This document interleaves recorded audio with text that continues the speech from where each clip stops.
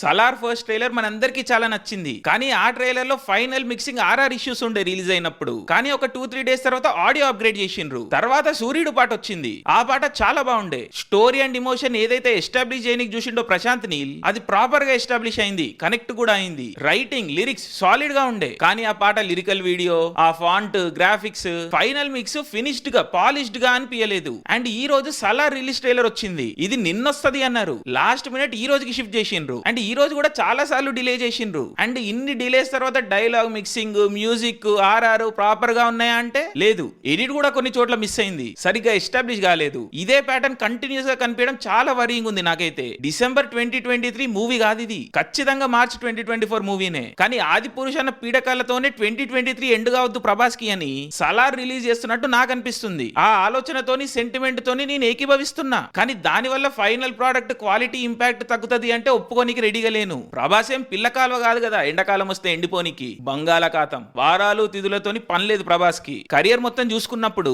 ఏ year లో ఒక movie release అయింది అన్నది అసలు పాయింటే కాదు. ఏ మూవీ ఎట్లుంది, ఎంత ఇంపాక్ట్ క్రియేట్ చేసింది అన్నదే పాయింట్. సో సలార్ గట్టిగా పడడం ఇంపార్టెంట్. అది 2023 లేక 2024 అన్నది మ్యాటరే కాదు. ఎస్పెషల్లీ సలార్ గ్రౌండ్ అప్ నుండి ఎక్స్ట్రాడినరీ పొటెన్షియల్ చూపిస్తుంది. కట్అవుట్ కి తగ్గ కథ, సెటప్ రాసుకున్నాడు ప్రశాంత్ నీల్. ప్రభాస్ విశ్వరూపం చూపించడంలో 100% సక్సీడ్ అయిండు. వరల్డ్ బిల్డింగ్, స్కేల్ అదంతా కూడా ప్రాపర్ గా ఉంది. లేజీగా అస్సలు కనబడట్లేదు. Everything is set. Indian box office రికార్డులని అమ్మబేం చేయనీకి. సో ఎందుకు ఉరికిస్తున్నారు అన్నది నాకైతే అర్థమైతే లేదు. బట్ ఎనీవే, రిలీజ్ ట్రైలర్ గురించి మాట్లాడితే అగైన్ ఎంత బ్యూటిఫుల్లీ రిటర్న్ ట్రైలర్ అంటే ఇది. చిన్న వరదతోని ఒక సుల్తాన్ కి ప్రాబ్లం వస్తే ఏం చేయాలని ఒకరు చెప్తా ఉంటారు. దానికి కోరిలేటెడ్ గా పెద్ద వరదకి ప్రాబ్లమ్స్ వస్తాయి. దెన్ టైమ్ లైన్ ప్రెసెంట్ లోకి షిఫ్ట్ అవుతుంది. ప్రభాస్ వస్తాడు. ఇక్కడ ఒక చిన్న నేరేషన్, ఎస్టాబ్లిష్మెంట్ జరుగుతుంది, మెకానిక్ అది ఇది అని. అప్పుడు మన ప్రభాస్ పానలు మెకానిక్లు కాదురా, భారీ పరిశ్రమల శాఖని నేను అని ఎస్టాబ్లిష్ చేస్తాడు. బ్రిలియంట్ ఉంది ఈ పాటు. నేను అస్సలు ఎక్స్పెక్ట్ చేయలేదు. ఆ హెవీ మెషినరీ, ఎక్విప్మెంట్, ఆ వర్క్ మెన్ యూనిఫామ్, బుర్రపాడ్,